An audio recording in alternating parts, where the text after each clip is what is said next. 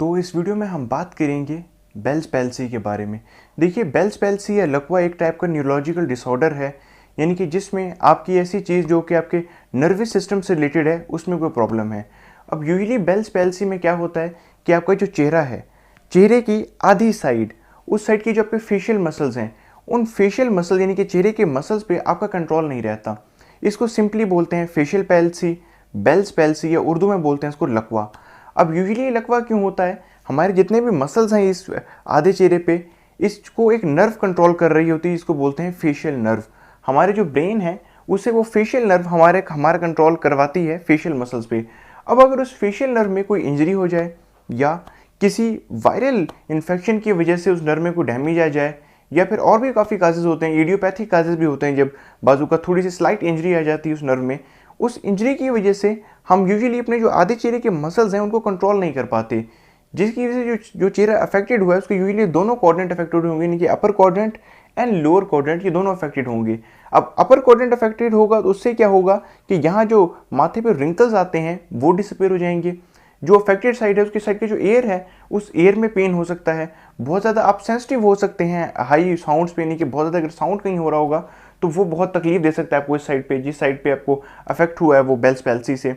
और क्या है, जो आपका anterior to third of tongue यानी कि ज़बान में, उस पर टेस्ट नहीं आ सकता, ये भी प्रॉब्लम हो सकती है बेल्स पैल्सी में। और क्या है, आपको खाने में प्रॉब्लम हो सकती है, पीने में प्रॉब्लम हो सकती है, आपका जो आँख का झपकना है ये मुश्किल हो सकता है। और इवन कि आप बेल्स पैल्सी में यानी कि लकवे में स्माइल भी नहीं कर सकते।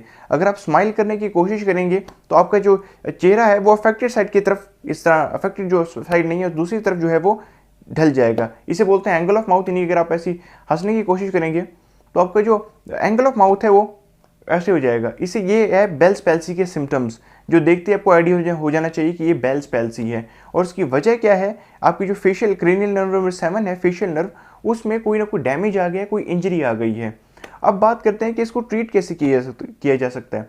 देखिए, बहुत सारी ऐसी चीज़ें हैं जिसको मिसकंसेप्शन में ली जाती है और मिसकंसेप्शन के लोग इसको ट्रीट करने पे आते हैं। जैसे कि फॉर एग्जांपल कोई कहता है बहुत ज़्यादा यखनी पिए तो उससे बेल्स पैल्सी ट्रीट हो जाएगी, और कोई ये भी कहता है कि अगर कबूतर है उसको जो अफेक्टेड साइड है वहाँ पर ज़िबा किया जाए, उसका खून यहाँ पड़े तो उससे अफेक्टेड। ये कुछ भी नहीं है, सिर्फ बेकार की बातें हैं। यूजुअली को ट्रीट करने के लिए कॉर्टिकोस्टेरॉइड यूज़ की जाते हैं, एंटीवायरल ड्रग्स इस्तेमाल की जा सकती हैं अगर वो डॉक्टर आपको देखता है कि ये वायरस से आपके बेल्स पैल्सी हुई है।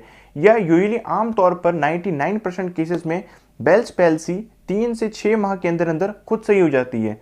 अगर आप किसी फिजियोथेरेपिस्ट के पास जाते हैं प्रॉपरली, तो कुछ एक्सरसाइज हैं जिस एक्सरसाइज करवाने से क्या होगा कि जो अफेक्टेड साइड है आपकी, उसमें आपकी जो नर्व डैमेज हुई है उसकी रीजनरेशन तेज़ होगी, और जब उसकी रीजनरेशन तेज़ होगी तो जल्दी से आपका कंट्रोल आएगा आपके मसल पे और इस बीमारी से आपको छुटकारा हासिल होगा। और एक्सरसाइज करने का ये भी फ़ायदा है कि जो अफेक्टेड साइड है आपकी, उस साइड पे जो आपकी ब्लड सर्कुलेशन है वो ब्लड सर्कुलेशन भी इंक्रीज़ होगी, जिससे मजीद काफ़ी ज़्यादा चांसेस ये हैं कि जो अफेक्टेड साइड पर जो नर्व डैमेज हुई है वो नर्व डैमेज रिकवर हो सके। और इसमें क्या दिया जा सकता है इलाज में, इसके NSAIDs, non steroidal anti inflammatory drugs के ऐसी ड्रग्स की कैटेगरी है जिसमें जो अगर आपको जलन होती है, यानी कि जो हाइपर सेंसिटिविटी हो गई है कान में साउंड की वजह से, कान में दर्द हो रहा है या और कहीं इन्फ्लेमेशन हो रही है, जलन हो रही है, उसको कम करेगी NSAIDs। पेन किलर्स दी जा सकती हैं आपको, और कुछ ऐसी ड्रग्स हैं वो दी जा सकती हैं ताकि जो आपके मसल्स हैं उनमें थोड़ी जो ताकत आए, थोड़ी स्ट्रेंथनिंग हो उनकी, और आप जो है वो बेहतर परफॉर्म कर सकें। अब बेल्स पैल्सी में अगर आप मुब्तला हैं तो आपको थोड़ा बहुत खुद भी केयर करनी पड़ेगी। जो अफेक्टेड साइड है उन मसल्स को अपने थोड़ा बहुत हरकत में रखना है, थोड़ा हाथ करके मसाज थोड़ा हल्का करवा सकते हैं अपने फिजियोथेरेपिस्ट से, ताकि वो मसल जो है उनकी रिकवरी तेज़ हो सके। बाकी बेल्स पैल्सी 3 से 6 महीने में यूजुअली खुद ब खुद ठीक हो जाती है।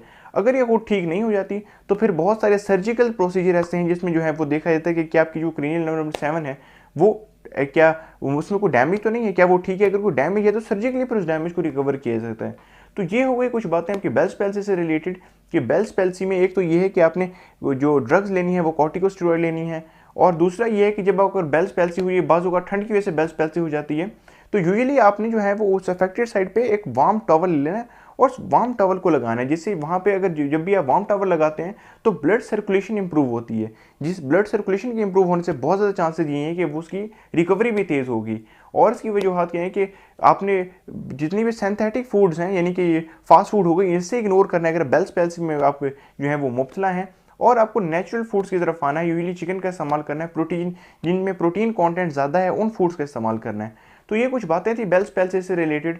तो इस वीडियो का मकसद सिर्फ एक एजुकेशनल ये मकसद है, बाकी कोई इलाज या आपको प्रॉपर कोई मेडिकल एडवाइस नहीं है। प्रॉपरली अगर आपको ऐसे सिम्टम्स होती हैं तो एक डॉक्टर के पास जाना ही बेहतर है। और डॉक्टर किसके पास जाएंगे?